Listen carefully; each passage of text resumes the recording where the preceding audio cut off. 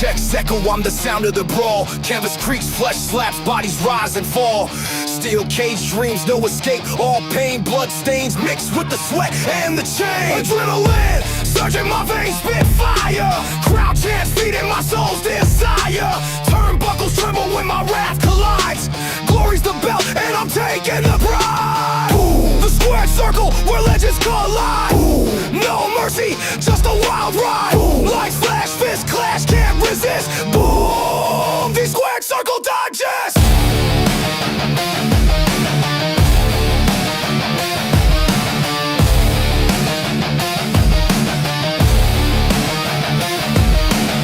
Pyros ignite, shadows dance in the glow. Ringside roar, it's a gladiator show. Chokeholds tighter than the grip of the night. Climbing the ropes to new championship heights. The mental battlefield, no room for doubt. Every move calculated, every scream a shout. The bell tolls louder than a sinner's regret. This is the place where the bold never forget. The squared circle where legends collide. No mercy, just a wild ride. Lights flash, fist clash, can't resist.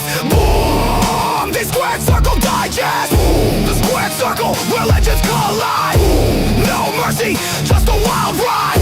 Lights flash, fist clash, can't resist. Boom, the squared circle digest.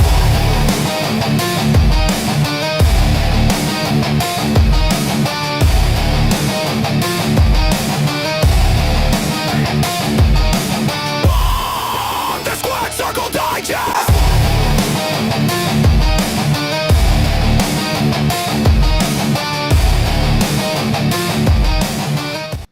Oh, it is Tuesday, 7 p. The place to be. It is the Squared Circle Digest. I am Sean Stanley, the great Frankie Fresco, along for the ride. How we doing, sir? I'm feeling a lot better, man. I was long week for you last week, right? Yeah, I was busy, man. I had a lot of things going on. It was Miami Music Week. It was also Ultra, so I was busy working Miami Music Week. Met a lot of famous DJs. Shout out to some of the guys and gals that I saw out there. I saw Bonnie and Clyde, which is a famous electronic DJ. Frank Walker, Alan Walker. Those guys are very big in the music industry. I got to see Layback Luke, say what's up to him. I had not seen him since Los Angeles. And then obviously just up and coming other DJs that came in there. There were these two guys that were funny. They're called the Polar Bears. They're really, really funny. They're like, they remind me of Deadmau5. They have like these big polar bear heads, and they DJ with the polar bear heads on. So it's kind of like funny. I don't know if they ever will become really big, but hey, at least they're trying. But shout out to everybody that I work with. I want to give a shout out to my boy B-Side for giving me an opportunity.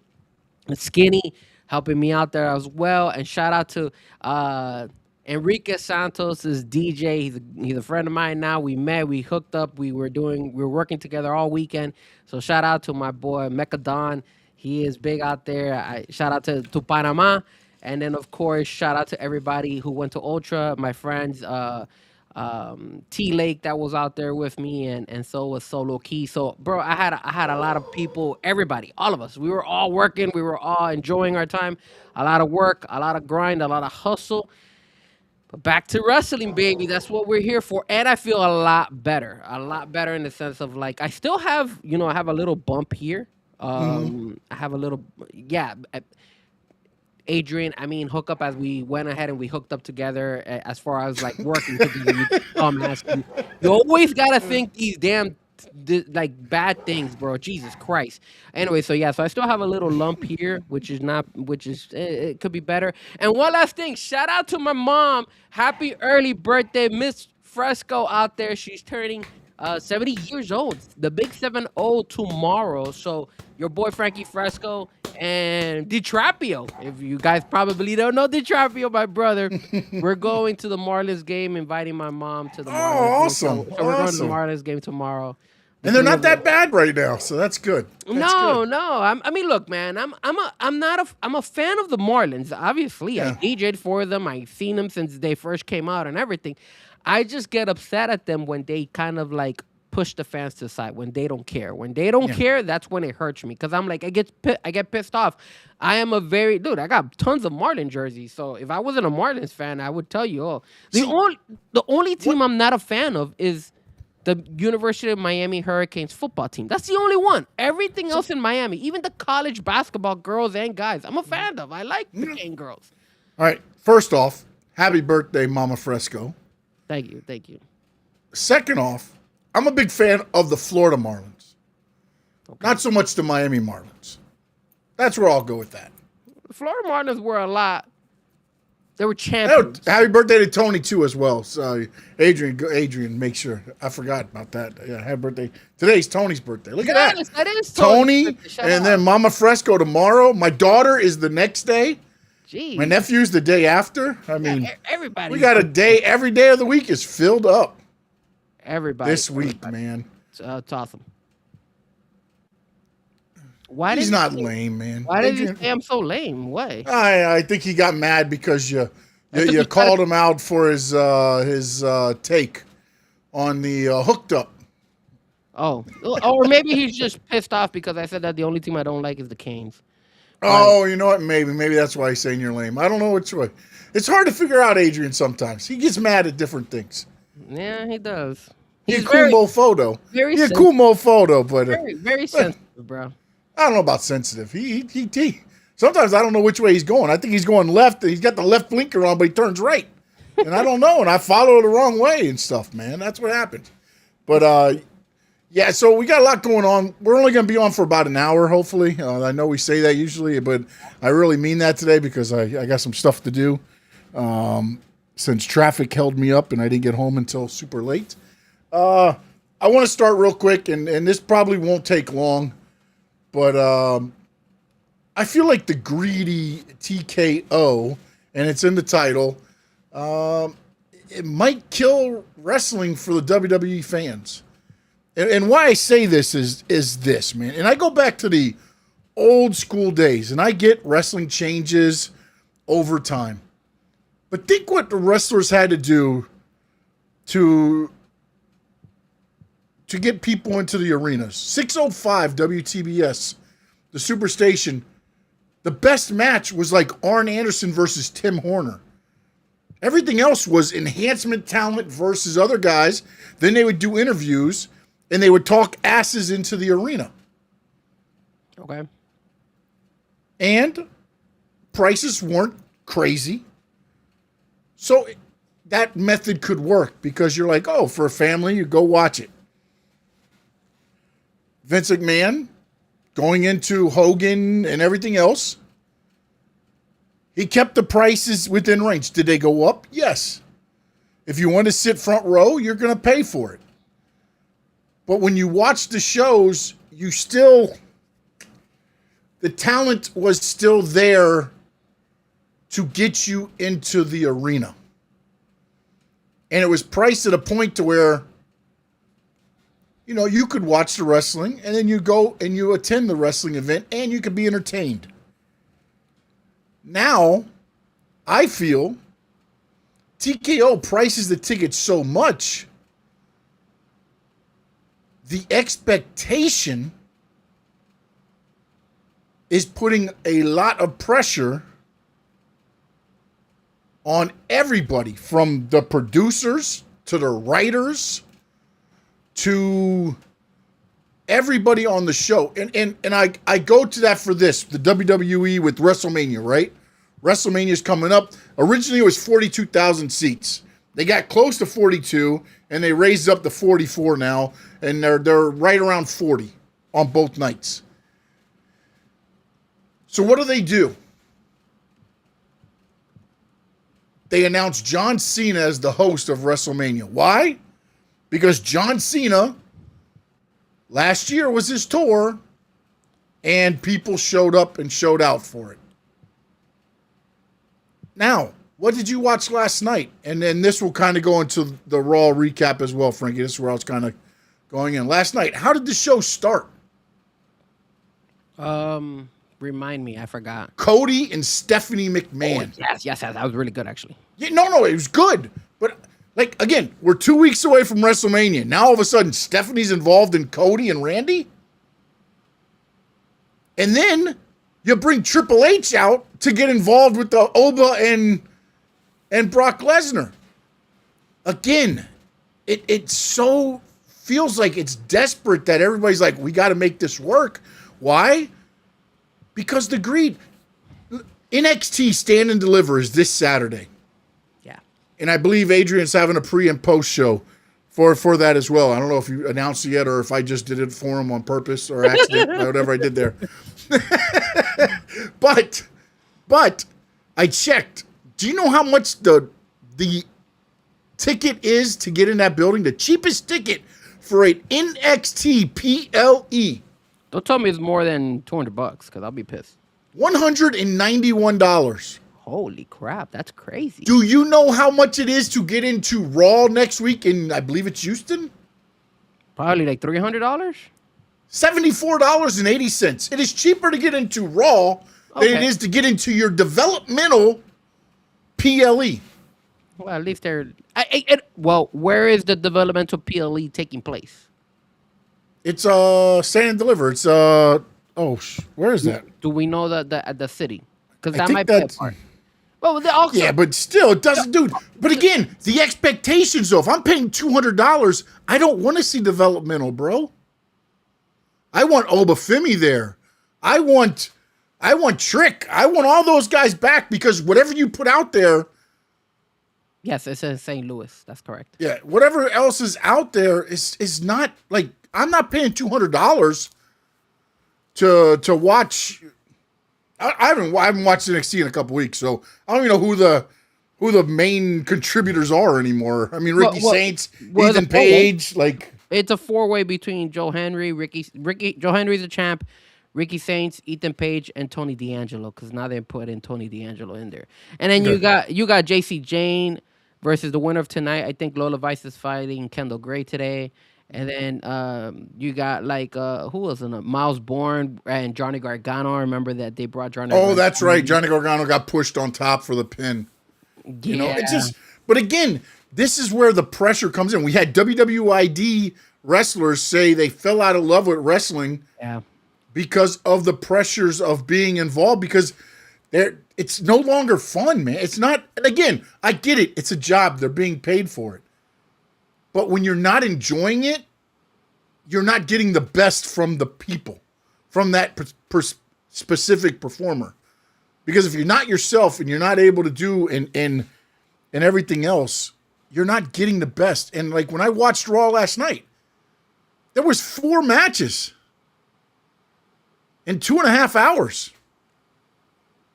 And think about what those people, and I get it. If you go to PLE, it's usually 5, maybe 6 matches, so it's not that far off. But again, 4 hours, if I paid $300 for a seat, I guess I might have been entertained with that Raw because of the other stuff. The other stuff that happened, actually, this Raw is probably a bad one because the in-between stuff was actually probably better than most of the in-ring action. So. What you got to understand too is sports entertainment. So if I'm gonna pay for a ticket for a regular Monday Night Raw or a SmackDown, I know I'm gonna get not too many matches, and I'm gonna get also entertainment, like a lot of promos, a lot of backstage stuff, a lot of like building up for WrestleMania. So I kind of know what to expect. Yeah. My issue, of course. And it kind of keeps going, and it was today because I saw Monday Night Raw a little earlier today in the afternoon. Mm-hmm. The amount of commercials on Netflix, bro. Every single match, there's always a goddamn commercial, and it pisses me off. I'm like, and there's no way to skip these commercials. And even the people that paid for Netflix without commercials are still getting the commercials, which is annoying. So the only way you can do it. Yeah, it's doing the Netflix Europe and stuff, like getting. No. You start at 9:00 watching it from the beginning. Okay. And then you can fast forward through all the commercials. I do it every week now. Oh, so you got to start watching it exactly at 9. No, not exactly, but before. You can't wait for it to get too far ahead, because once it ends, I think you can't rewind anymore, or fast forward anymore. So I think, as long as you catch it and then you catch up. I usually catch up right near the end to go live, usually. So, but you could watch the beginning of it and you could fast forward the commercial. Yeah, I start from the beginning and then 3-minute commercials. I look at the time, I hit it, I go up 3 minutes, and I hit the thing, and it boom right into the match. All right, I'm gonna try that because yeah, Yep. man, today was just annoying as hell. When I was watching it, I was like, "There's no way that they're," and it's like 7 or 6 different commercials. It's so annoying, and again, it goes all in part with what you said about the greed. You got Yeah. money, everything. Everything is about money. Yeah, but I can't blame Netflix for trying to get some money out of the. Again, they spent over $5 billion to get Raw. Yeah, but again, So this is because TKO agreed to give this to Netflix, and yeah, Netflix decided to pay. So I'm gonna put all that into the whole greed situation because at the end of the day, TKO doesn't care. They don't care if they don't care if it's one match and 50,000 commercials. They already got paid. They just want to get paid. So that's the reason why I feel like, hey man, that's what it is. And now when it comes to the talent and the amount of like, hey, is this affecting the wrestling? I think it might be, man. I think it might be. I'm starting to see some people actually talk a little bit more about AEW, which is kind of a little bit surprising. I saw that they're having very, very good success with their pay-per-view. What is it? The All In? I think that they're doing it again yeah, in Europe. So they're getting really good numbers over there. And I know it's in Europe, but still, yeah. I'm starting to see a little bit of a trend where people are actually are Well, starting to kind of not only fluctuate. that, but also AEW leaked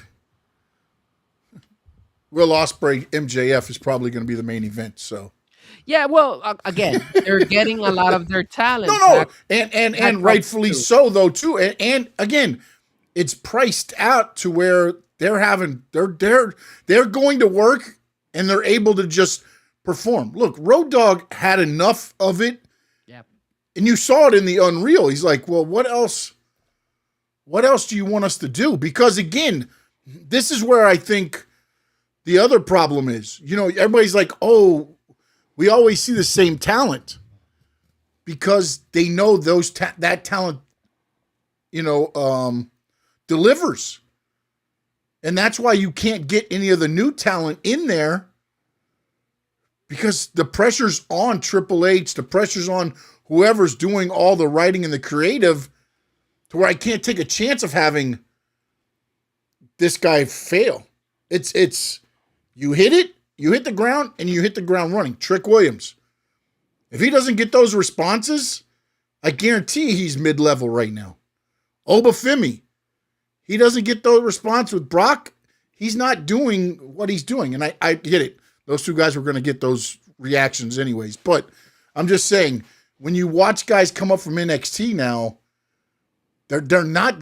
It's almost back to when Vince was running it.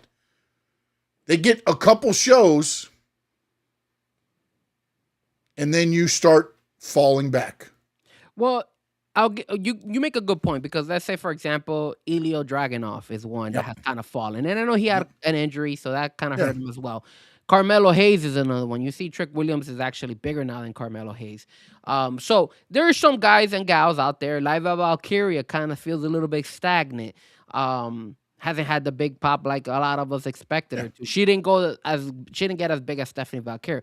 But here's what you also got to understand. Do I feel that some of the young talent is getting their pop at the WWE universe, the whole WrestleMania? I feel they're not doing such a bad job in that. Because even though you said Trick Williams made it, Obafemi, I mean, they built their reputation up in NXT. So if you're an NXT follower, you're going to know who they are. And I feel like they've built those two in particular really well. I feel like they built up Stephanie Vaquer.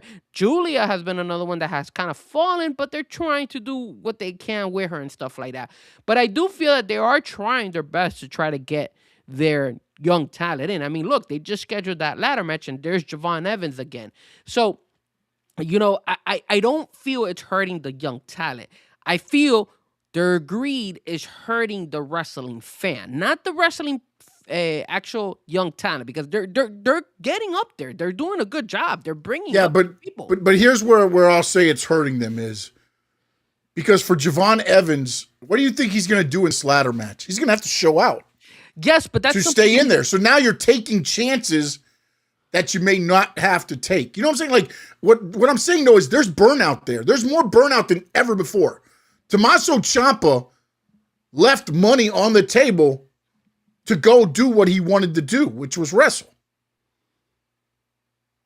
Because there it was, we're a novelty act. We're DIY, but we're not DIY because you just have us lumped into 600 different tag teams that show up each week. And then out of that, Johnny Gargano goes on vacation, lays down on the thing, and now that's become a thing in the programming. So, like, I mean... Well, Tommaso Ciampa wasn't one that everybody would be like, wow, I need to watch him. And a lot of people don't like Johnny Gargano. I don't like him. I've been telling you since day one. I don't know why they brought that guy back. Like, he had his run back in the day with NXT, but it was Triple H who brought him back. So it's like... And Triple H is in charge now. You see what I'm saying? Yeah, but Johnny Gargano, at the same time, he's not like... He wasn't going to be a Bryan Danielson. I'm just being honest with you. He wasn't. Oh, no. I'm not saying they have to be that, though. But here's the thing, though. You can get burned out because you're expected to be Daniel Bryan because people are paying money that they would pay to see Daniel Bryan to see Johnny Gargano. Yes, but just like in any other sport, and I'll relate it to Halfley, our new Miami Dolphins coach, who had his press conference, his media conference earlier today.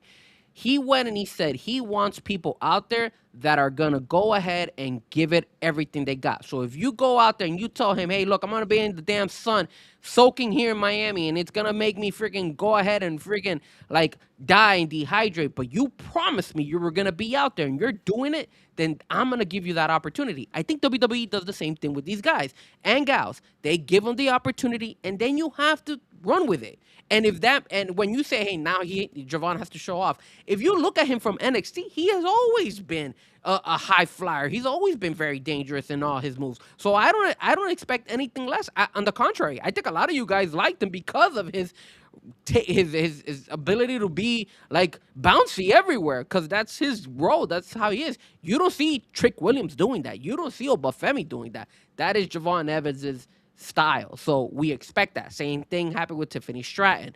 Those people are high flyers. They like to be like that. They're letting them be a little bit more like that. And then there's a risk behind it.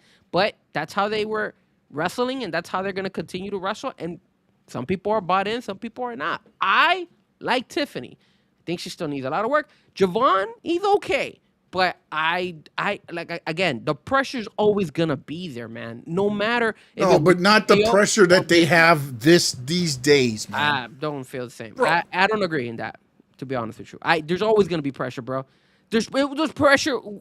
Look, if you can't hack it, there's no guaranteed work. At the end of the day, man, that's just the reality of the truth when it comes to wrestling. So it was. But again, a lot of people's dreams is to make it to WWE. Yes. That's no longer the thing. I wouldn't say that, man, because that's not a lot of people's thing. Think about it now. People on WWID, when they first got it, said, this is a dream come true. They got there and was like, oh, you know what? No, this isn't the dream. And then where did they go? To where they wrestle. Okay, but here's the thing. A lot of people... Because it's not, maybe I'm using the wrong word, pressure. I know there's pressure everywhere. There's pressure on me and you to do this podcast. There's pressure on you to do your job. There's pressure on me to do my job. I get the pressure part. Maybe I've misused the word here. Maybe that's where I went wrong. But what I'm trying to say is that it's no longer fun? No, but when you put okay, Frankie, me and you go to watch a show. Mm-hmm. Tickets are $400 a piece. Mm-hmm. Your expectations don't rise on the product? Yes and no, man. You want to know why? Because they increase our football tickets. They increase our basketball tickets. Look at the FIFA tickets, man.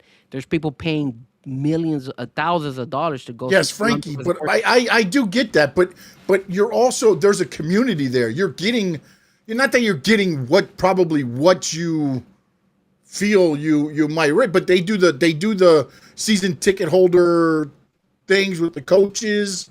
There's other things there. Here, you're just paying $400 for one night. No, well, I don't have to be a season ticket holder. I'm talking about maybe like a regular. If your product is good, people are going to pay for it. When the Dolphins were kicking ass, everybody was paying up the wazoo to go to those games. Yeah. Let's keep it real. So it's like WWE. So if WWE if WWE, if the fans are gonna pay for it, they need to have a good product. And how's the best way to do the best? How's the best way to get the most out of your product? You put pressure on them and you make them make sure that they deliver. Because at the end of the day, Okay, but your then job is not guaranteed. how much is that go up though? Because TKO doesn't stop. It isn't like, oh, we got to this level and now it's this and now it's this and now it's this. So what is the level of like what? So just keep pushing and pushing and pushing and pushing and pushing until there's no more WWE? Well, Or the fans don't show up anymore? That's what I'm getting to, where they're ruining it, because at some point, you're just gonna have people just be like, I'm not doing this anymore. I don't, Because it's not like they stopped. Think about it. WrestleMania last year, $25,000 front row. This year it's $32,000. Like, and then what? So what? Next year it's $40,000, and so they just keep going up. So to me, and again, maybe it's just my thinking. Dude, if I'm paying that much, I expect to get my money's worth. yes, I agree with you in the sense that they're gonna keep rising the prices, but the only way we're gonna get them to slow down is once they have difficulty selling these tickets over and over again. So that's when you're gonna start seeing like a middle ground where I think TKO is gonna be like, okay, we need to stop. We're asking too much, or we're not getting enough. Plus, the whole way the economy is right now, a lot of people have 2, 3 jobs just trying to pay their bills and stuff like that. So, but when it comes to and I told you this 2 weeks ago because we didn't have the show last week. But 2 weeks ago, I told you the only way us fans could get some result from TKO and kind of speak for ourselves and stand up for ourselves is pretty much boycott. Stop buying tickets, stop buying merch, stop buying stuff. I mean, look, even merch online, bro. Back then, you could get a shirt for like 24 or $25. Now the minimum one is $35, $36, and I'm like, damn. Like, I want to buy a shirt and it costs now 35, so they raised it up $10 more. So that's the only way you're gonna get it. Now, when it comes to the wrestling product, look, man, people. Can I ask one thing before you jump in there? Yeah. If they do boycott, do you think TKO is going to say, oh, it's us raising the price too much? Or is the finger going to be pointed at the talent that they're not doing a good enough job? That's a good question. I don't think they're gonna point it out on on the talent, because I will say this. There's so much you could only deliver as a fan. If you see, when a wrestler is committed and when he's not. Look, Cody Rhodes never shows up to Monday night. He was there on Monday night. You have some the Grande Americanos. They're in NXT apparently. They're backstage. So those guys are being and not to mention that they're also wrestling in the Mexican in AAA. So it's like if you see the commitment and you see these guys and gals putting in the time and the effort, I'm not gonna point the finger and say, "Yo, this guy's or this gal is a lazy ass, and this is why the product is not functioning." No, I'm not gonna see it that way. There has to be a point where they have to take accountability and have to realize and say, "Hey, look, viewership is up, but ticket sales are down." It's because hey, people are watching, but people just don't want to pay to actually go and actually pay $400-$500 to go see to sit all the way in the boondocks to go see an NXT live event. And I think that's when TKO needs to come and realize, be like, yeah, I think that's on us. Now, will they ever come out and admit it? Absolutely not. Oh no, you'll never get that. You'll never get that. But that's my point of them. The one, they're going to ruin it for the fans. But then I disagree with you. I think that the finger pointing and all the blame is going to go to, it's not the pricing, because they were paying this amount, but now they won't go to this amount because the product's not performing to what they would. The TKO's never going to take that back seat. And Terry Davis, you're right, they are way over. Speaking of Grande Americanos in AAA. Now, I will say this. This is the only thing I can go ahead and tell you for the wrestler. TKO is charging an arm and a leg. That also gives the leverage to the wrestler. So that means your Trick Williams, your Obafemis, your Javon Evans, your Stephen Valkyrie. If they deliver, they're gonna be able to ask for way more money you would hope so. Than the Cody Rhodes, yeah. Than the Randy Ortons have been making and all that stuff. So maybe it works both ways. Only time will tell. But I do feel that is something. If I'm a wrestler in WWE and I see I'm getting over, I better get paid because you guys are making buku money. And if you guys are not, if I'm not getting a cut of that buku money, then I gotta go, and it will hurt their Yeah. product. Because No, if yeah, you got a I Triple mean, Williams going to AEW, I promise you, he's taking some of those fans. Because right now he's one of the ones that's like really popping. I mean, he was on ESPN today, bro. He was on, I think, on First Take. And how long has he been in the on Raw and SmackDown? Like, dude, he just got on board so to the main roster. So it's like he's popping. So that's why I say it could work as a double standard. And again, this is what happened also to the UFC. Did you see what Ronda Rousey did? Did you see what this guy the other guy who's in that Nagano. Francis Ngannou. Those guys, they all did what they did. They say, "Hey, look, I'm a subcontractor. I can make more money outside of the UFC, and I'm gonna prove it to you." And that could happen. So this could backfire on WWE. It's going to. It's going to because, again, I watched this and Terry's right. You know, people do pay for the spectacle of WrestleMania, but at the same time, now WrestleMania next year goes to Saudi Arabia. Like, you're also not, but again, Saudi Arabia, they pay for themselves, so that doesn't even. They're going to make more money over there if everything goes over. I don't know what's going on. I know they're supposed to do another pay-per-view this year over there, which I think is getting canceled. So we'll have to see how that works out. We'll see how that goes. But yeah, I feel like, look, with what they did with UFC, I almost see that happening here. Now I get it. They're going to pay a few people to stay because you got to have certain names, but I just don't think. Well, look at the UFC. Everybody's going to get paid, man. It hasn't backfired the UFC when it comes to the fans. They kind of reached their point. They said, okay, this is kind of like the price.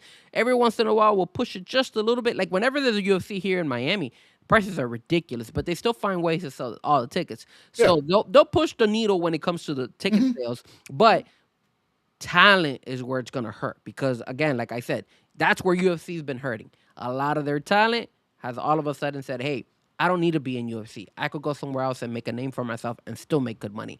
And that could help the likes of a TNA, the likes of a AAA, the likes of AEW, and outside other companies outside of the United States. That is where maybe you'll see it hit TKO. It will get to that point if they continue going this route. Because, again, if you're making all that money and I'm one of your stars, I better get paid, bro. We'll see, man. We'll see. They got to make that money to cover the Pro Bull Riding Association, the PBR there. Yeah, they're paying, I think, $75 million. That's about right. They're paying $55 million for the other one. So I got to believe WrestleMania is going to be 75, if not more. Monday recap. Frankie Fresco.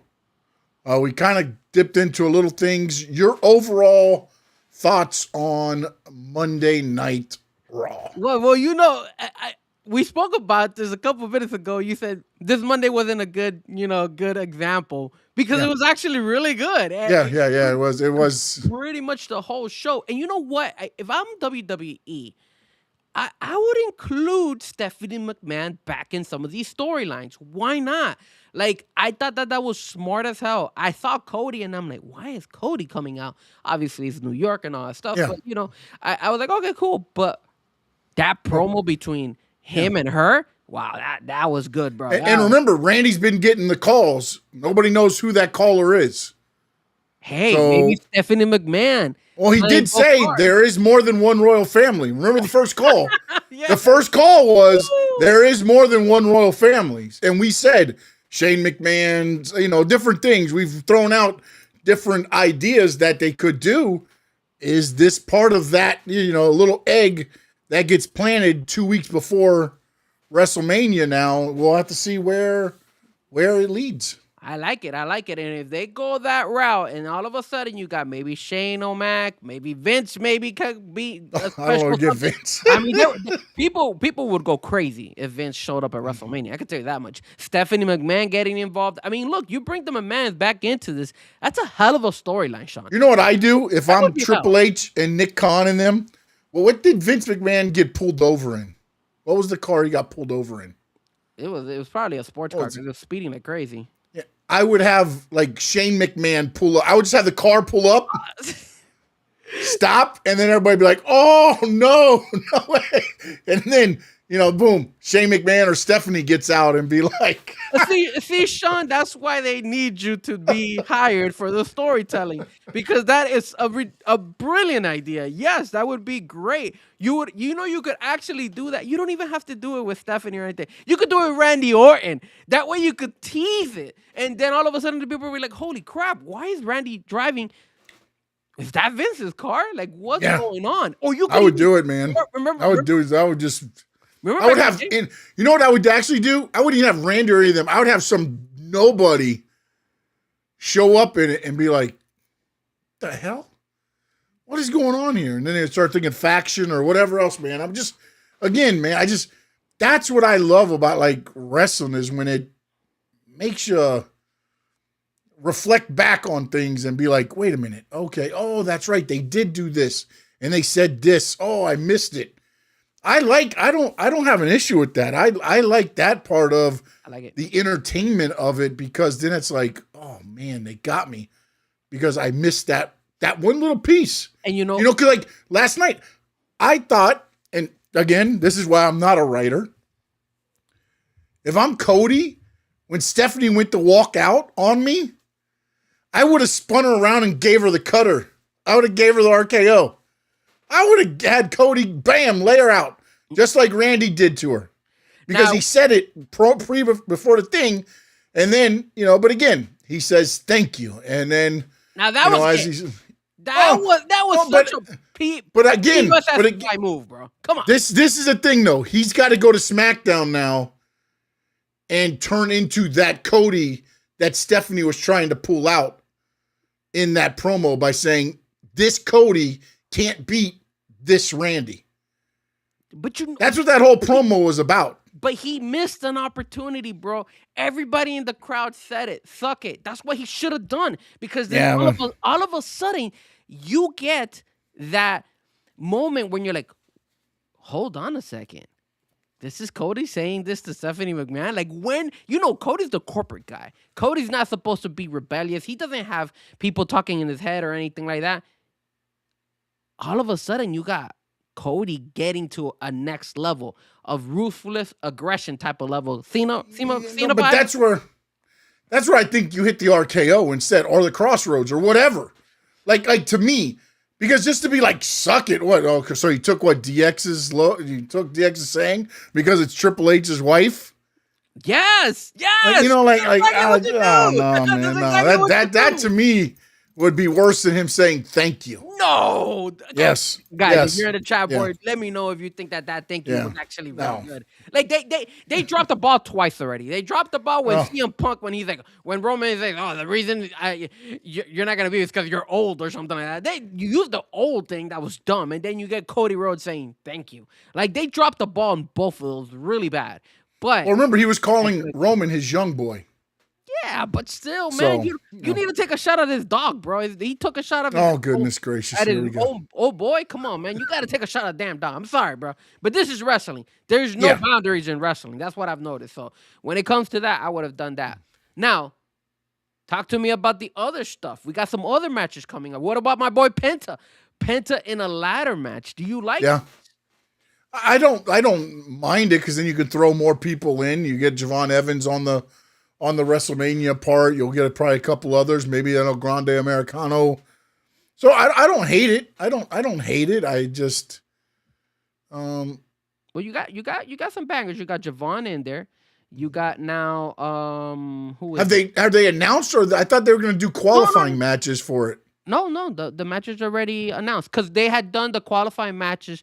I guess they said something on like Saturday or something. So I think it was like some in-house shows, I guess, what they did. Oh, okay. So the match is already made. It's Penta versus Javon Evans versus Rusev versus Dragon Lee versus JD McDonough. So those are the guys that are in that match. Yeah, I don't like that much now. I like JD McDonough.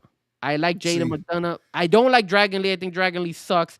They missed a big chance, man. Like, by what? What do you mean by that? Ray Phoenix should be in it. That's a good point. Yeah, definitely better than Dragon Lee. Yeah, yeah. Or even Rusev. Rusev in a ladder match, like, I mean, I want to have guys that could like what Rusev's gonna climb up the. I just don't believe Rusev's winning that. Like, Well, look, okay, okay. So, but here's the thing: Ray Phoenix, he's not in Monday Night Raw, so I get it why they stuck Dragon Lee, and in Dragon Lee, it looks like I yeah, mean, but at this point, does it matter? I mean, you had you had guys win the Royal Rumble and move over. Like, I just. Like, well, I don't mean. I could see the reason behind Rusev because Rusev did fought a couple times with Penta, so that makes sense. Yeah, I mean, yeah, but then they dropped it for a while. They But I did, guess but they're bringing it back. Javon Evans is a high flyer. He's gonna Yeah. be first chance to no, Javon, JD, Dragon Lee's in there for that reason too. and JD, JD actually has a lot of potential. I Yes. actually feel like he's an underdog in this match. I think he has a slight chance of winning this. I think they might give him that rub on that match at WrestleMania. I think he might get the rub. And then they also added another match in there. They added the 4-way fatal tag team championship, which Yeah. we kind of saw this coming, right? Yeah, We yeah, saw yeah, the yeah. ladies, and hands down, I'm a little bit disappointed in WWE. Why do they keep doing this to the Bella Twins, Mero? Those are my girls. You can't do them that dirty. That you can't be knocking them down and just beating them. They look so out of place. Like out of the whole group, like each tag team group, I feel like they're the worst ones in there that have no chance of winning. But I'm not gonna go. I'm still a Bella fan. That's why they're gonna win, right? That's why everybody's gonna beat the crap out of everybody. It's gonna be like last night when Logan Paul and Austin Theory won the titles, right? Austin Theory's laid out. All he does is roll over, put his arm on. 1, 2, 3. Yeah, That's gonna happen. That's all it takes, baby. All it takes. But you know what? They set it up too, right? Now because now you got speed there, so there's a very good chance it might be a 3-on-3, right? You get the Usos and Yeah, I thought that's gonna be like a Raw or no, I don't know if maybe. You know, you're right. But I don't know, man, because it's gonna be the Usos and LA Knight against ISO Speed, Theory, and Division, and Logan Paul. Yeah, it's not a bad because I Show Speed is not going to be on a Monday Night Raw. He's not going to wrestle on a Monday night, so it has to be at WrestleMania. But I think here's where the Danhausen cursing kind of continues. So you could play that into that match in a way. So that's the reason why I think that could be a potential match for WrestleMania. And then of course, the one that kind of was like hey, we had to make an audible, right? Was Seth Rollins versus Gunther, right? We know what happened here. We know that Rey Mysterio got hurt and Braun Breaker got hurt, and neither looks like they're gonna make it back on time. So we're putting there you go. We're putting them together. Yeah. Which in a way, it's still a good match. It's just there's not that much storyline. Yeah. The only thing I would have done last night different on that was when Gunther was walking away. I wish you would have went over and acknowledged Heyman a little bit. Not necessarily like I'm with you, but been like we got him, and then like it was planned a little bit more. Whereas he just kind of walked away and just left on his own. Maybe he would have went over, whispered something in Heyman's ear, and left. Or again, I'm not saying he's got to become a Heyman guy or part of the vision or anything there, but I do wish he would have at least acknowledged him, like, oh, this worked out the way we thought it would, or something. Because again, I do understand too, though, Rollins got in, hit him with the chair, and then he comes out. You know what I'm saying? So, like, it just... Well, maybe it's not too late for that, right? Maybe it's not too late for that. They still got... Yeah, I mean, it could be something else. Yeah, but I like that. I like that idea of you because at the end of the day, we know that Brock Lesnar's time is starting to wind down, right? So, who would be a good one to kind of capitalize and become the next like big monster and stuff like that? Is Gunther. And what better way than to eventually down the road probably teaming him up with Paul Heyman, and then you get that as well. So you could put that egg for later on down the road where Gunther did this with Heyman, and then maybe down the road he's like, hey, I helped you with your Rollins problem, now it's time for me to take Lesnar, or whatever, as it goes further, because I feel like they're going to keep this career killer angle going with Gunther. It's just they missed the boat because of the injury. And not only that, Now it's like, but you could have maybe next year's WrestleMania. You could have Gunther versus Brock Lesnar, and then you could see a turn from Paul Heyman finally going ahead and saying, "Hey, I, again, another yeah, like he's betraying now Brock Lesnar instead of CM oh Punk and Roman Reigns, and now yeah, all of a sudden he's with Gunther. So I like it. And then the last one that they also added was, of course, the one we all kind of figured was coming, which was Finn Balor versus Dominic Mysterio. My only letdown with that match is that there is no belt being yeah. I think they've dropped the ball on that. I mean, I'm glad Penta got the title and all this, but like I feel like I don't know. I just don't feel like there's as much involved in this match. I mean, I think it's going to be a great match with Dom and with Finn, but like I would have loved it to been for control of the Judgment Day or for the Intercontinental title, some kind of stakes to it, or with maybe the way it was being built up, and now it's just Finn and Dom. I mean, it's got story behind it. Don't get me wrong, but I feel like now it's like you expect probably Judgment Day to get involved and help out Dom. The only surprise would be, I guess, if Finn has some kind of crew behind him that could maybe you could make it like it would have been nice if they would have made it like a street fight or Yeah. something like a cage match or no DQ match or something, because then all of a sudden you could see the reunion of Damian Priest helping Finn Balor eventually. Yeah. So those little things. So that's the only thing, because you're right. Obviously, a Judgment Day is going to get involved. It's going to be all over it. It's going to be very difficult for Finn Balor to win. And I'm a Dom fan. Kind of teasing you guys, but I kind of am leaning a little bit more to Finn Balor. I got to see what they do next week. But as of right now, I am leaning a little bit more to seeing Finn Balor win. I don't think he's going to win, but I kind of want him to win. So, but overall, man, Raw was good, man. Like you had CM Punk also attack Roman Reigns. They laid each other out. He returned the favor this week, throwing him through the table. So it was good. I thought it was a very, very entertaining Monday night, all across. I thought the Io Raquel match was a little bit but besides that, all of them pretty good. All pretty good show overall from Monday night. Yeah.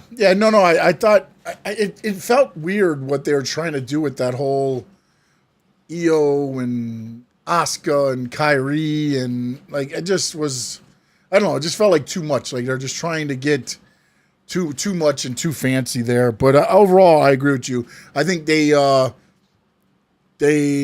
kept the stories going. They intensified Punk and Roman. I again, we're 2 weeks away. I don't know if they're doing it too quickly. That we'll have to see.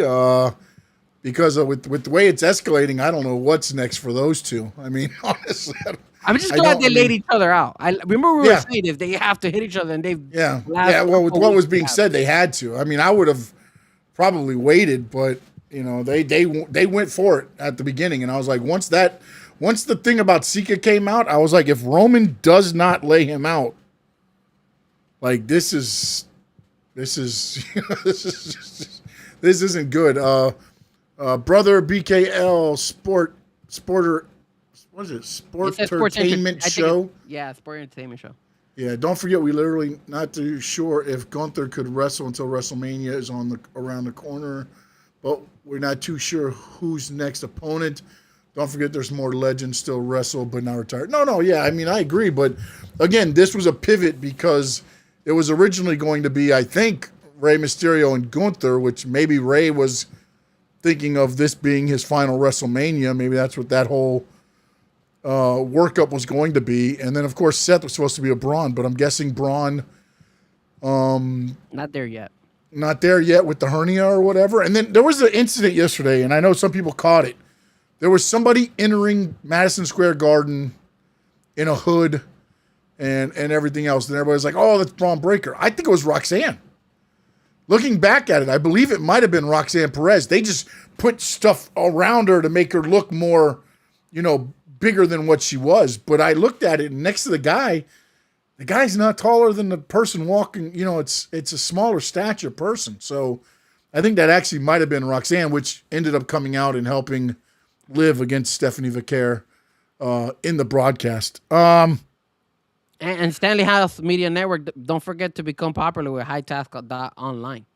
I'm going to try it. I'm going to do it right now.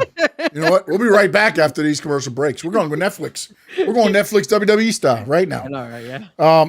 Frankie Fresco, you are the fans getting out of hand in WWE. So we're bringing this topic up, guys, because if you guys notice, a couple of things happened the last yesterday and the day before. It was basically as Liv Morgan is walking down to the ring, a fan reaches out, grabs her literally from her hand, and kind of like was gonna like push her into her. And from what I've read was that WWE, all they did was like I think it was the cameraman and maybe one of the securities told the guy, hey, don't do it again, if not we're gonna kick you out, and that's it. So kind of like nonchalant, like okay, I would have thought they would have kicked them out. That's something you're pretty much, especially with a woman, right? You don't do that to a female wrestler. A male, you don't want it also on a male, but you did it to Liv Morgan, one of your high profile wrestlers, and you're just gonna go ahead and give him a warning like nothing. So that's one thing. And then you also at the end, if you guys saw it on social media, when CM Punk was actually on top towards the end of the show, he was like, kind of like chanting, and he wanted the fans. A lot of people are divided right now. A lot of people like Roman, a lot of people like CM Punk.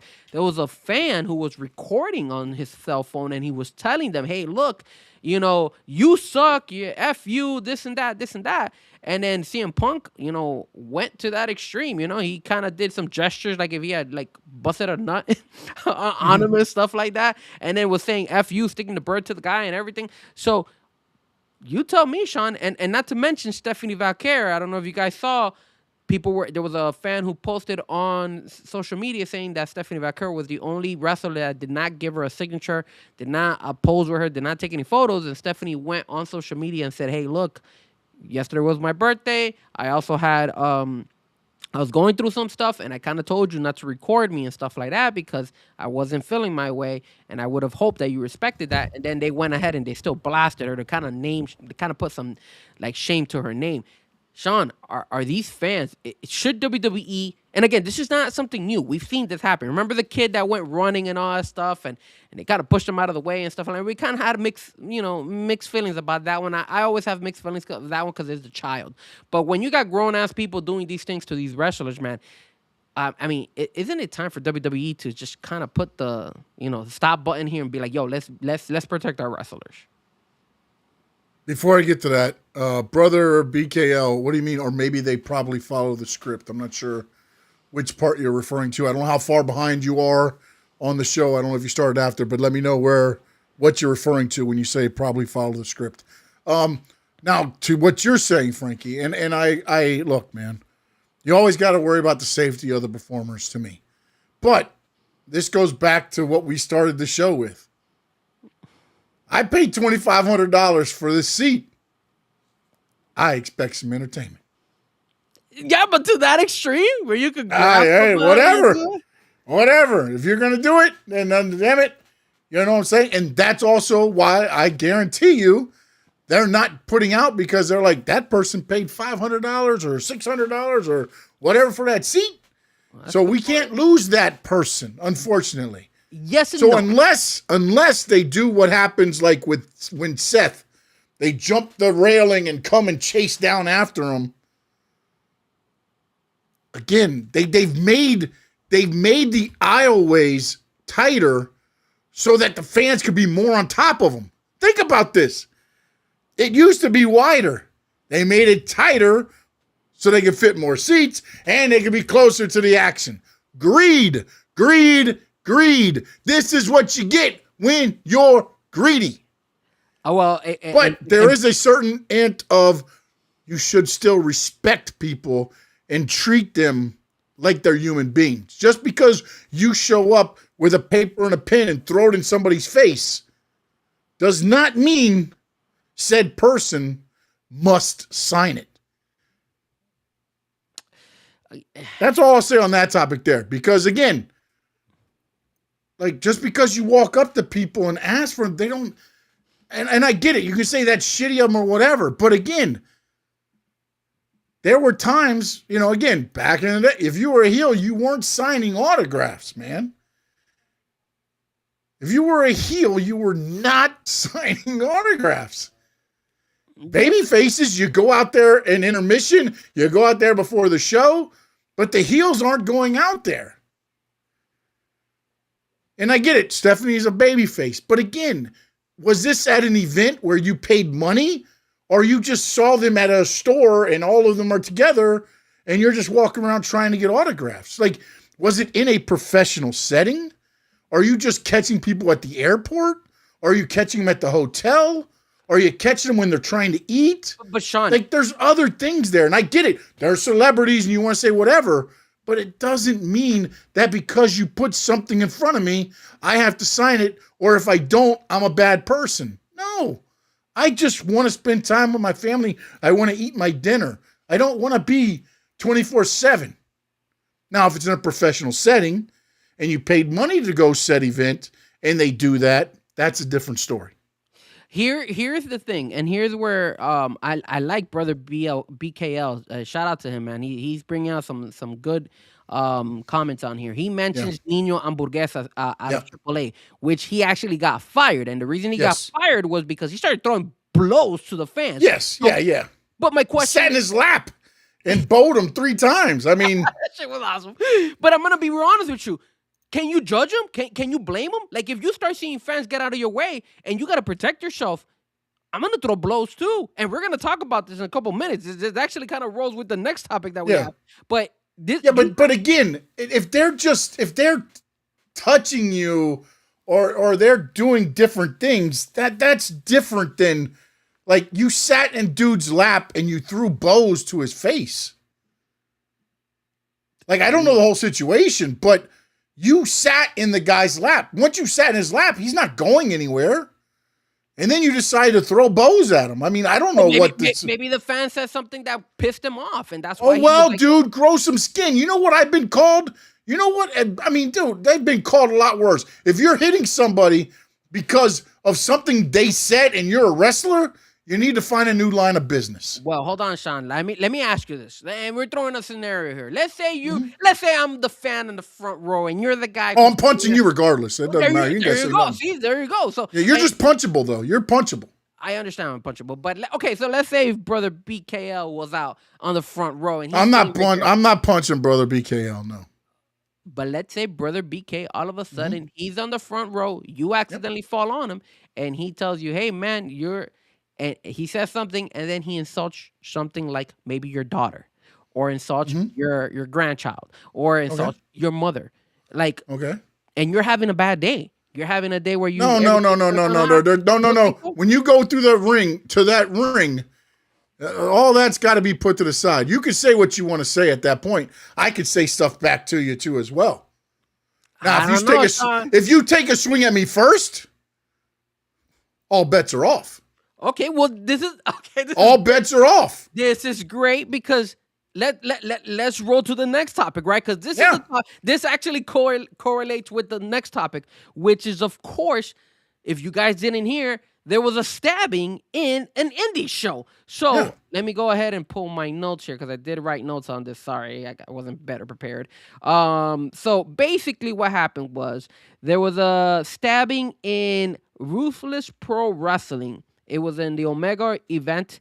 It reveals a situation that happened. So basically, it was a wrestler by the name of Cruel, who was one of the guys who was wrestling there, and he got stabbed by one of the fans. Now, there's more backstory to this. So if you guys haven't been to an indie show or has been a minute, you know that a lot of the indie wrestlers like to sell their merch, like to sell, their signatures. They'll take photos with the fans and all that stuff. So they kind of work all together. So what happened here, to give you kind of a backdrop, so this is the notes here. It says, Luke Nixon spoke to Catholic Wrestling's Tom Campbell and explained the tensions between Cruel and the fan who allegedly started early in the night at the merchandise table. According to Nixon, the individual approached Cruel before the show and acted aggressively right from the start. So this is what happened. I was speaking to Cruel. Cruel told me that the guy went up to the merch stand at the start of the show, started asking Cruel how much is his merchandise, and then went and said, "Oh, I'm not effing paying that," and then walked away. The same individual later caused another tense moment during Cruel's entrance, stepping directly in front of him, attempting to square him up.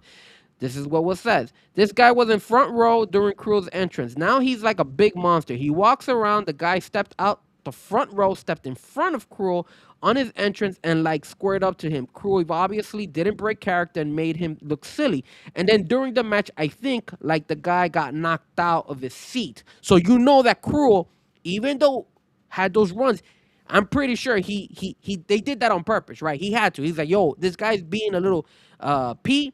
So I'm gonna go ahead and I'm gonna teach him a little bit of lesson, and I'm pretty sure that's why they kind of had that's probably had to be improvised in the sense that hey, we're gonna make sure we knock this guy out. That way he backs off, right? So here's what happened. It says, according to Nixon, the confrontation reached its breaking point after the show ended, when the individual returned to Cruel's merchandise table and escalated things even further.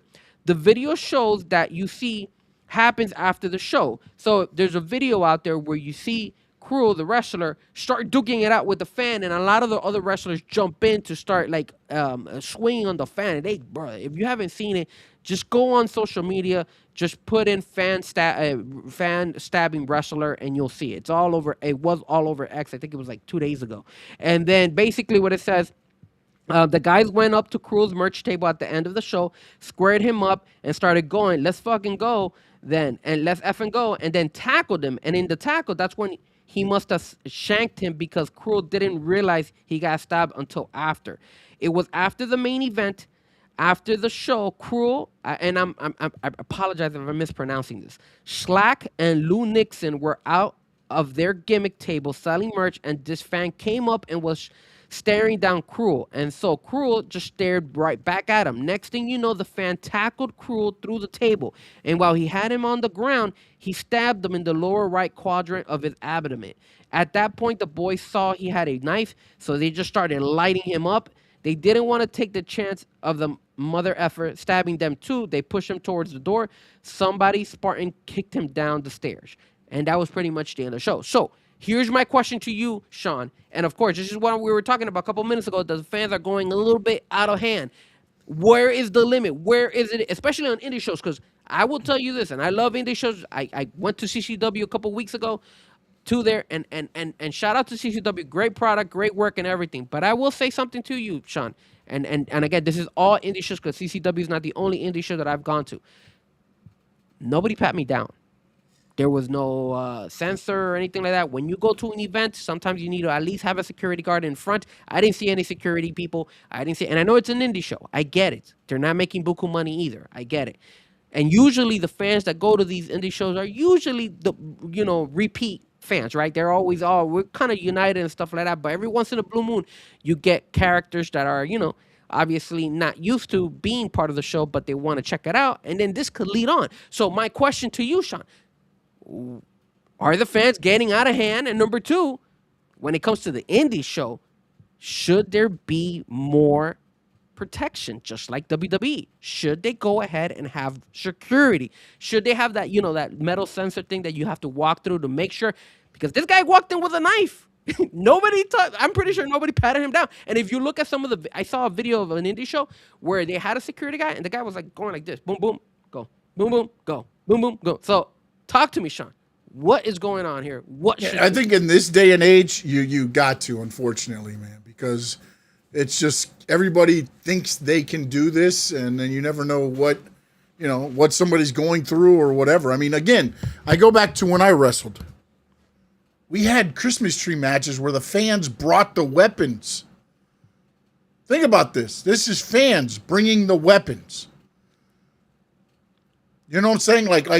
But again, it was a controlled environment. And unfortunately, nowadays, I don't think you can control that, man. It's at that time to where, you have to. You almost have to have a metal detector, make the line, force people to walk through it, pat them down, empty your, or when you come in, have 3 or 4 people across the front, empty everything out of your pockets, hold your pockets out so we can make sure you're clear. If you have a bag, we need to go through it. Unfortunately, that's where it's get to. And I didn't realize this was Mad Cool's Kruger, who is the former MLW heavyweight champion. I didn't realize it was the same guy. Honestly, I didn't. Until I was looking at it more here. But yeah, I mean that's that's the thing. And kudos to the guys there, man. That's what you got to do. Somebody do beat the crap out of them. Yeah, you see when they're like punching the crap out of him. Yeah. He takes like at least 6 or 7 blows right to the face, which is good. I will say this. I recently went to Ultra. Shout out to Ultra this past weekend. When I went into Ultra, 2 times I got patted down. So shout out to Ultra for at least making sure that, you were patted down correctly. And this is, again, an event. You got to look at these indie shows as events, right? There's a lot of large crowds going to some of these indie shows. There's a lot of families going to these shows. You have not only that, you have insurance. Usually, and again, I don't know where this event was, but there's insurance on these events. Insurance for the building, insurance for like the crowds and things. So you need to protect your investment, or else you could be in for a long haul.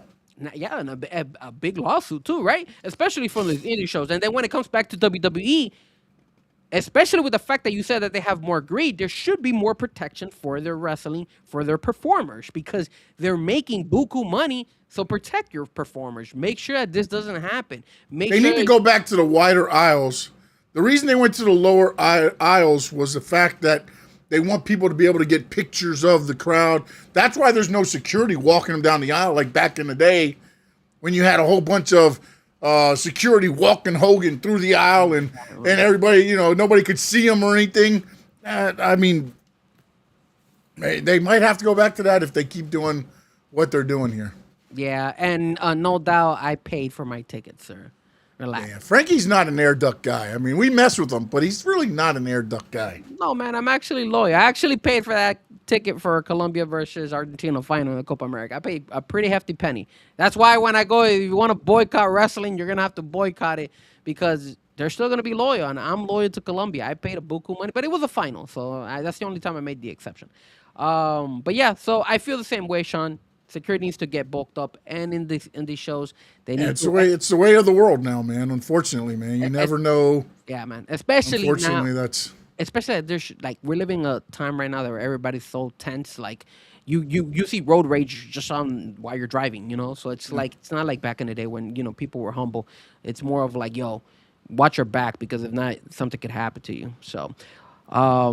We want to jump to we got 2 more topics and then we're gonna end the show. I know you gotta leave soon. So so TK and Vince Russo. Vince Russo sends out a TK. Tag me in. Let's get together and let's take down WWE. Sean, you know what, man? For me, bro, I like this. I think.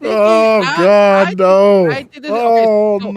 So let's give a little backdrop behind this. So there was an interaction between former WWE personality, the Coach, Jonathan Coachman, publicly inviting Khan to appear on the Coach and Bro podcast, which is he co-hosts with Vince Russo. Vince Russo, yeah. And then all of a sudden, he went ahead and he basically laid out an invitation for him and said, "Hey, bro, how would you like to come to our show?" Because they're currently Russo is usually doing that JCW.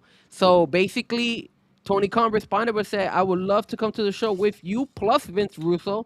I've been a fan of both of yours for many years. Also, I think that Vince is doing a tremendous job on JCW Lunacy, which I enjoy very much." So Tony Khan is actually tuning into JCW. And think about this, Sean.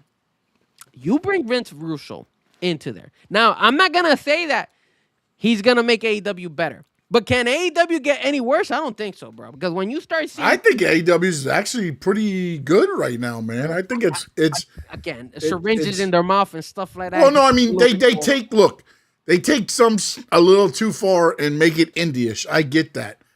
But the one thing is the wrestling on their pay-per-views are second to none. Like the one thing that I would pay for AEW would be a pay-per-view.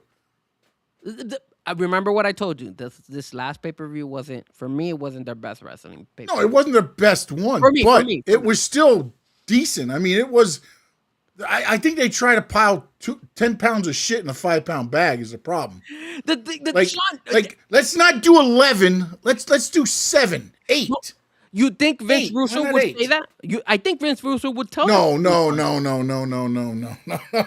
This is where, look, man, Vince Russo has a great mind for wrestling. But he also gets freaking carried away, bro. And I know he loves the bro word, and again, he loves pushing the young talent, which I'm great for.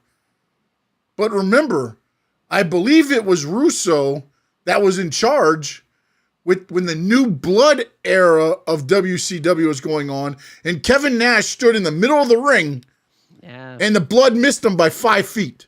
Yes. That's what I'm saying. It will probably not be something that will be successful for a very long time. It will probably work for like about a year, and then you might start seeing. I look, man. I think I just, man. And again, I love both of them, and I love what JCW is doing. I love what AEW is doing. Again, they get carried away, as does everybody. I get that. But I don't know if they partner together. I just don't know where or how far what it would do. Honestly, I mean, I feel like not only do partnership, I think eventually this could lead up to Tony Khan hiring Vince Russo and then finally bringing some entertainment on top of the wrestling to AEW. I'm going to tell you something. I like Vince Russo. Yes. No, I don't mind him, but I'm not giving him my... I watched what he did at WCW, and that was years ago. But again, you don't think he pushes young talent, and it's good. But he's got some he does. And again, a lot of his thing. And again, I don't know which one is right and which one is wrong, so I'm not gonna say either way. But there's been words that the Attitude Era wasn't as much Vince Russo as it was VKM, depending on who you want to hear and who you want to talk to. But they used that to get to WCW. I like the idea, bro. I know I'm a Vince Russo fan. I like his attitude. I like his controversy. I like his ideas. Controversy creates cash. I mean, I like it. Again, man. I think it could be good, but I also think it could go off the rails real quick. This is what I could do. If I'm Tony Khan. And I don't know which one would hurt AEW or if it would help AEW if it went off the rails. I don't know. Honestly, I don't know because I like where they're heading. I like what's going on right now. Yes and no, man. Like I told you, I think sometimes they go to extreme with surrender. Oh, yeah, but Paige is gone right now. I mean, it's MJF. It's Ospreay's back now. Like, I mean, there's going to be some... Yeah, but they're having a little bit of a hiccup, I think, also on the women's side. You know, Tony Storm is out for a while. Is Tony Storm pregnant? Is that why she's out? I think that's what I had heard, that she's pregnant. My understanding, and again, not reading it, my understanding was it was nothing health. To me, health would be pregnant. Okay. Maybe I'm wrong here. Maybe I'm looking at it differently. Well, I thought when it said health... My understanding is she has 3 to 4 movies lined up with AMC. To do like back to back to back to back, and it would just be easier to write her off than to have her come in, leave, come in, leave, come in and leave, and then do the angle the way they did. So now you can go, okay, who, and then when she comes back, it's a built-in, and I think she needed a break because she's going. There was no antagonist to her protagonist anymore.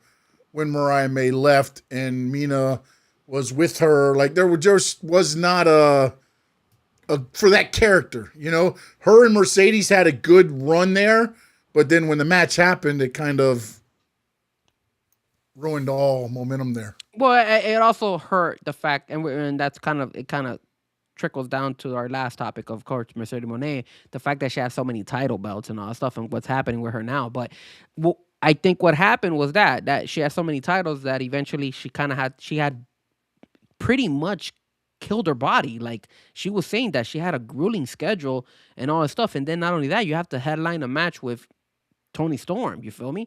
So it's like a lot of work put on this girl to deliver. And again, I think. But that's the work she put on herself. This is what she wanted to do. This was her whole goal when she left WWE and everything else was to be, you know, the woman that changes and revolutionizes women's wrestling. And look, for you know, what she has done in AEW, it's this right now.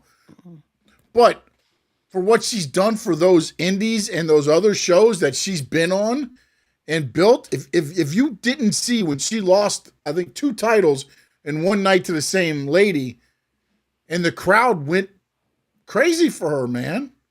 For Mercedes Moné, that's what she wanted this run to be. And I think where it got messed up was because the AEW side of it didn't really have a women's feud going on. She got thrown in with Toni Storm when they should have left her out and put somebody else in there. Quick question here, because I'm reading Yep. the comment here, and brother BKL said, why Tony Khan didn't say no deal, no for the deal, or else Vince Russo make an offer. So I'm assuming from what I'm getting is like, why didn't Tony Khan like shut it down completely, or why wasn't an actual deal made between these two? And I think it's because I feel like Tony Khan, I think before Tony Khan goes and makes these type of negotiations with these other companies, he wants to test it. You feel me? I think he wants to go take a look at it, sit down, kind of like what he did with this guy Shane O'Mac. He had a conversation with him. He wants to see how the interaction is. Is it possible for him to be part of AEW? Is it possible to have some type of collaboration and stuff like that? And then if he has a good vibe about it, then he'll start moving on to negotiations, etc., etc. I think that's why he doesn't jump the gun. That's why I think in the long run, I think we might get this eventually, this JCW type of interaction with AEW. And as brother BKL said, it could be for Forbidden Door, which would be pretty cool. But here's the other thing. Like I said, if I feel like if there's a good running, you know how TK is. TK is the type of person that, hey, he likes talent and he usually takes them from the other wrestling organizations. So I don't see why he wouldn't even take the likes of Vince Russo into AEW, because at the end of the day, it will create storylines. And I think that's one thing that AEW has lacked. And if Tony Khan really wants to take AEW to the next level and take advantage of the fact that WWE right now is overpricing their fans and making the fans kind of like start like doubting themselves if they want to go to the show, I think this is a perfect time for him to start kind of making a move and saying, hey, let me try to get some of these fans to come to my show. Let me see if AEW can build something off of this and keep growing. And then all of a sudden, we establish ourselves not only to the 800, 600 views that we get on a weekly basis, but now we start cracking again over the 1 million mark. Maybe we could get up to 2 million, because that's one thing that they're lacking when it comes to the viewership and when it comes to like their actual venues. They have to go to these small venues instead of going to this big one. They only offer the big ones for like the all-ins and stuff like that. So I think it's an opportunity for Tony Khan to take advantage of this to better AEW. And also, I think this goes back, and I just looked it up to make sure I remembered it correctly. In 1997, there was a partnership between WWE and ECW, in which ECW stars started showing up and sitting in the front row of Monday Night Raw.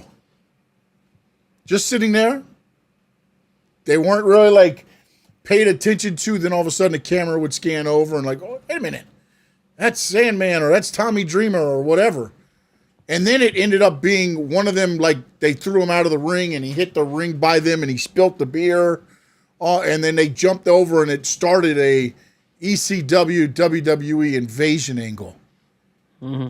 I could see that happening with JCW and AEW down, as it rolls out. And again, Vince was a part of this. Vince was also part of sending the DX in the Jeep to Norfolk, Virginia, and doing the whole thing there in front of the things. Again, he has some great ideas, but I think he needs to be wrangled in. That's where Tony Khan's going to really have to be like, go with it full force or bring it in so you don't go too much.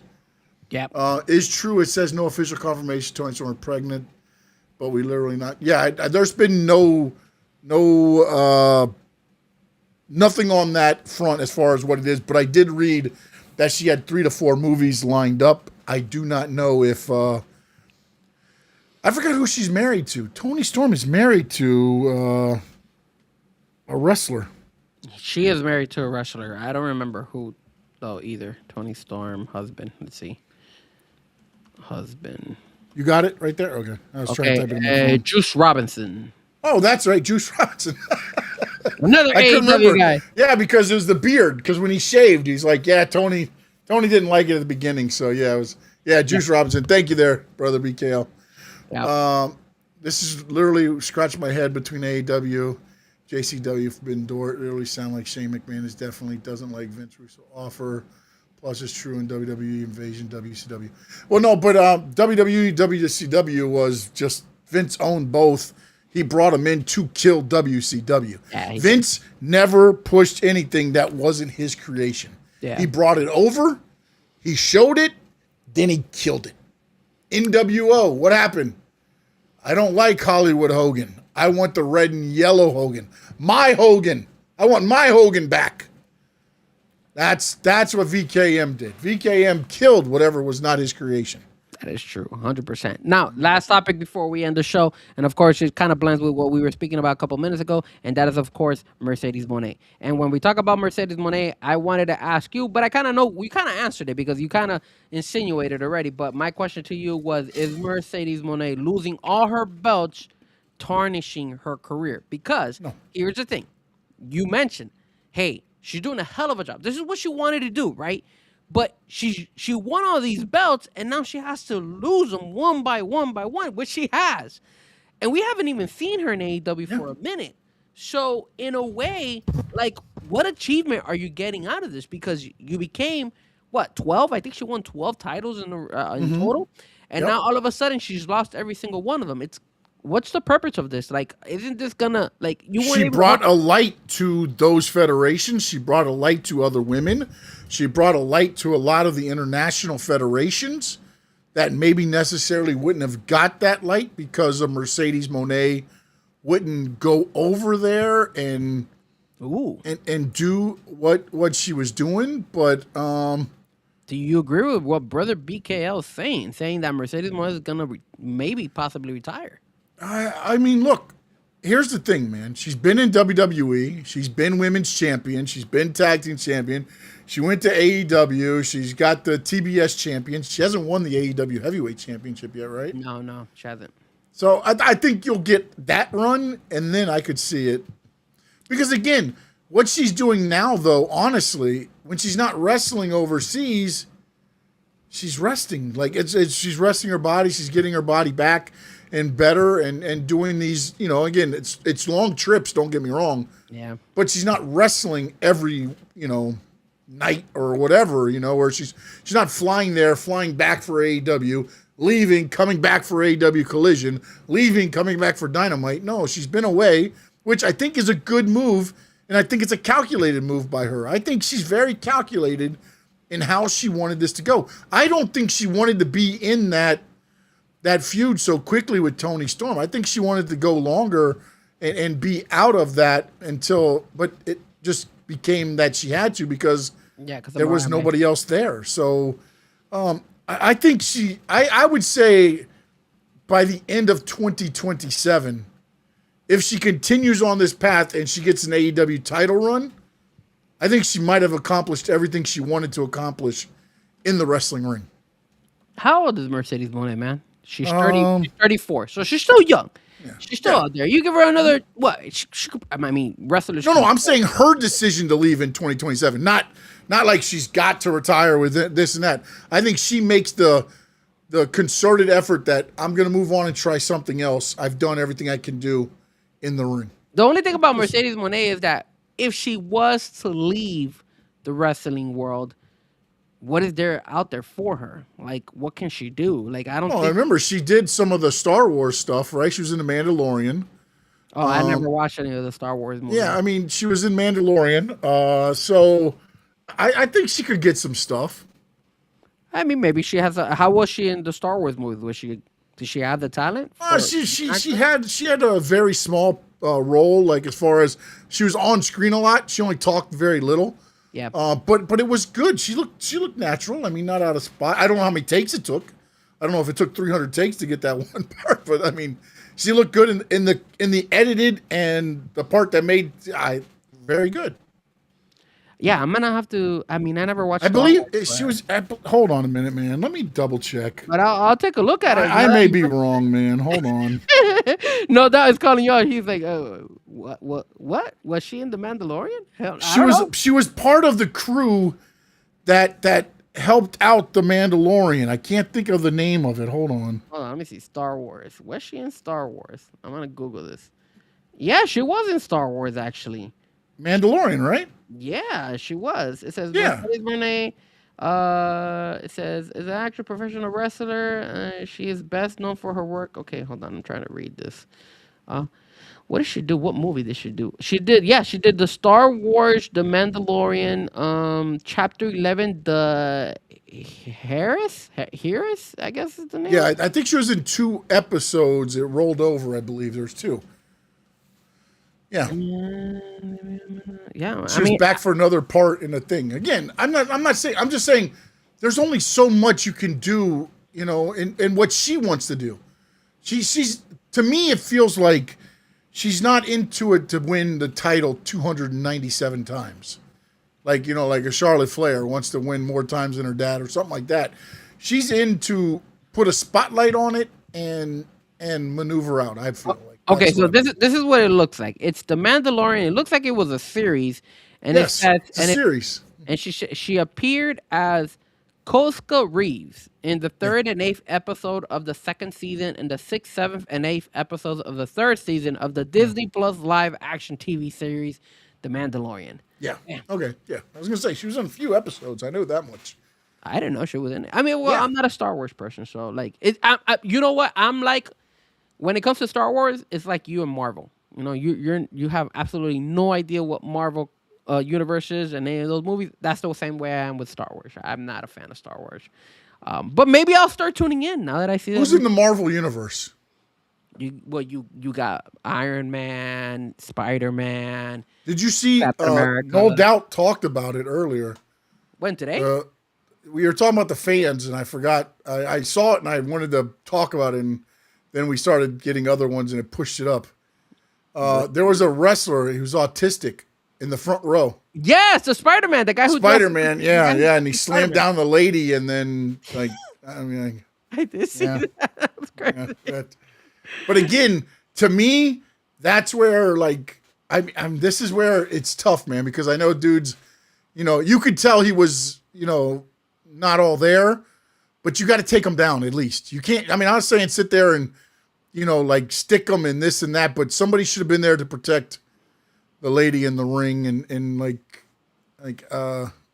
again, I'm not saying you had to treat him like the guy that stabbed the person and punch him in the face 300 times and all this stuff, but at least get him down before he goes after the young lady and stuff. That was intense. I don't know, man. Anytime somebody wasn't a part of the match that got near the ring, your spidey senses should tick up a little bit to go, all right, what are we doing? Do you want to see the guy? I actually put up the video. I have the video. Oh, no, I saw it. Oh, Yeah. okay. It's actually pretty funny. Yeah, because again, when we wrestled before, most of the federations in the indies don't have guardrails.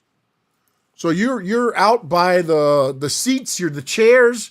So you keep an eye out as you're selling, you're doing your thing, but you're also watching to make sure nobody's attacking anybody from the back at the same time. You're hoping people are watching your back, and you have people in the back watching to make sure, things are going on too. So, Sean, I will say this, bro. He body slammed the crap out of that woman. oh, yeah, that's what I'm saying. Like, it never should have. I didn't Yes. see all that. I saw only the part where he jumped on and he was like going after the wrestler. Oh, but no. He picked her up and just threw her down, man. Like, I and mean, he's a big boy.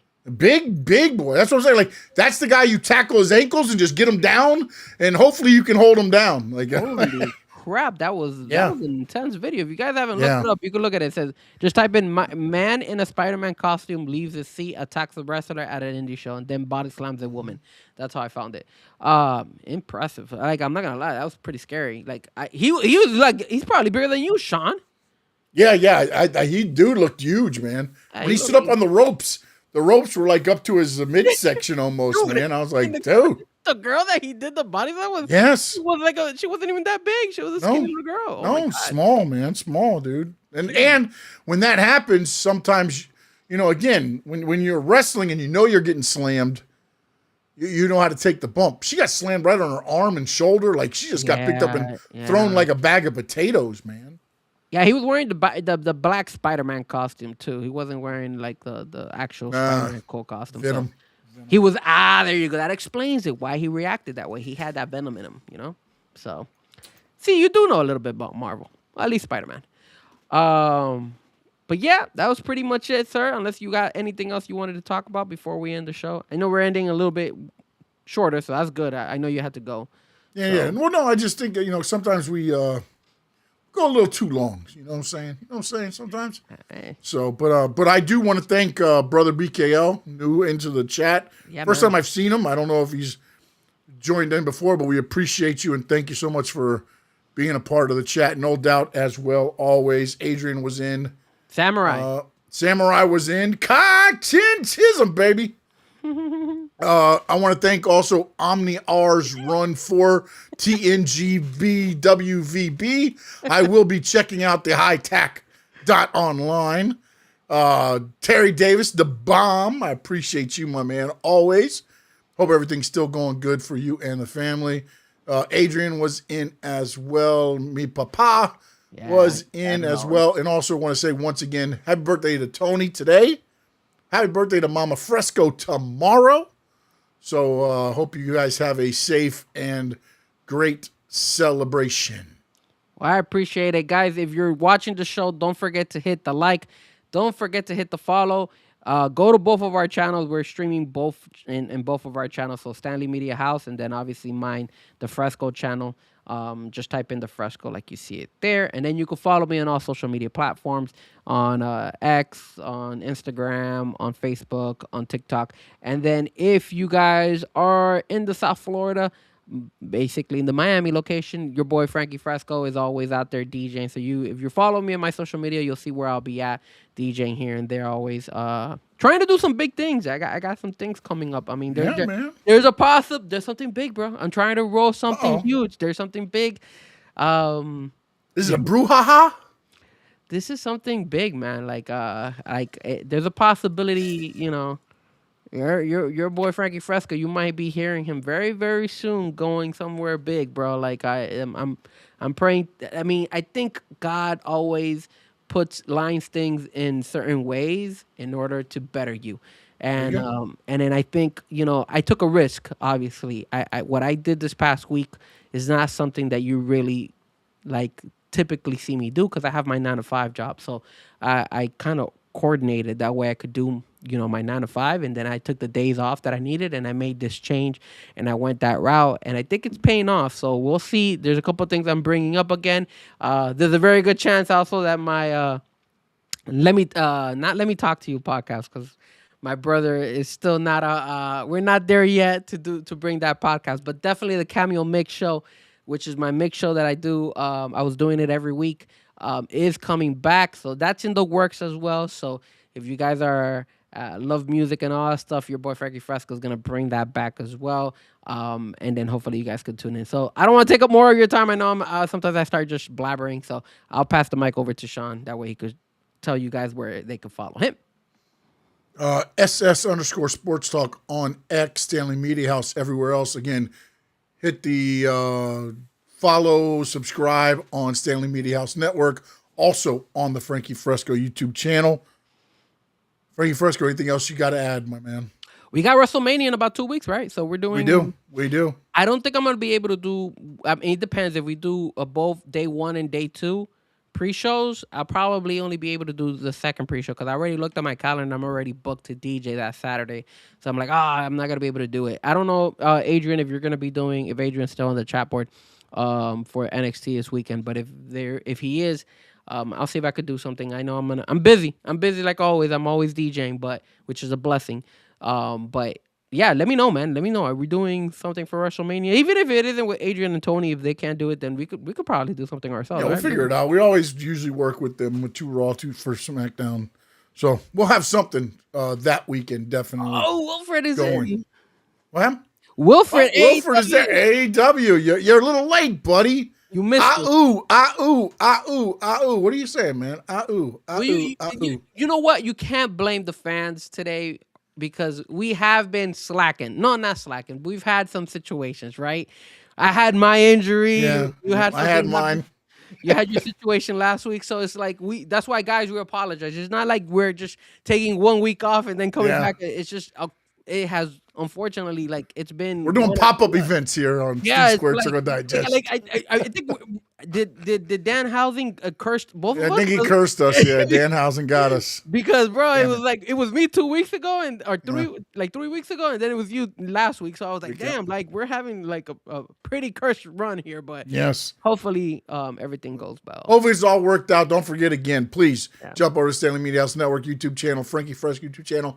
Hit the subscribe, hit the notifications to let you know when we go live. We got the wrestling show here on Tuesdays. South Florida Sports Unfiltered. I will not be there Friday. Oh, We'll let you know, or maybe we're doing a later show. I'm not sure. We're still working on that. And then NASCAR, we talk on Mondays, but we are off this week because no race on Easter because NASCAR loves the rabbit. And in the words of the great Gordon Soley, so long from the Sunshine State. The Squad Circle Digest.